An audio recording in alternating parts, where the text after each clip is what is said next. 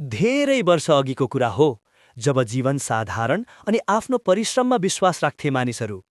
काठमाडौँभन्दा धेरै पर एउटा दुर्गम गाउँमा दुई मिल्ने साथीहरू बस्दथ्यो।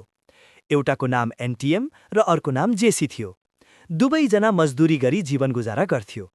दुवै साथीको मन सफा र मिहिनेतमा विश्वास गर्ने भावनाको थियो। हरेक दिन बिहानीको घामसँगै उनीहरू काम खोज्न हिँड्थ्यो। दिनभरि कामको थकाइपछि उनीहरू साँझ सँगै हुन्थे। उनीहरूसँगै बसेर साँझको भोजन सँगै बाँडेर खान्थे। उनीहरूको मित्रतामा कुनै शङ्का थिएन।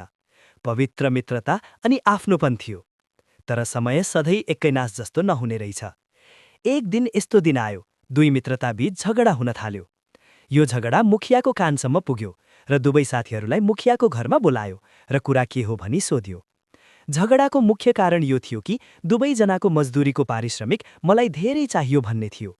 एनटिएमको कुरा थियो, मैले धेरै मिहिनेत गरेको छु, त्यसैले जेसीलाई भन्दा मलाई बढी पैसा चाहिन्छ। अनि जेसी पनि, मैले पनि एनटिएमले भन्दा बढी मिहिनेत गरेको छु, मलाई बढी चाहियो भनेर झगडा अघि बढ्दै गयो। यिनीहरूको कुरा सुनेर मुखिया हैरान भयो। दुवै साथीहरू एकले अर्कोलाई दोष लगाउँदै थियो। दुवैजना भनाभन गर्दै थियो। मुखियालाई फैसला गर्न कठिन भइरहेको थियो। दुवैजना निर्दोष थियो। मुखियासँग केही त्यस्तो प्रमाण अनि साक्षी थिएन जसले गर्दा को दोषी को निर्दोष थियो भन्ने। मुखियाको नजरमा दुवै निर्दोष थियो। भाग 2 को लागि फलो अनि लाइक सब्स्क्राइब गर्न नभुल्नुहोला।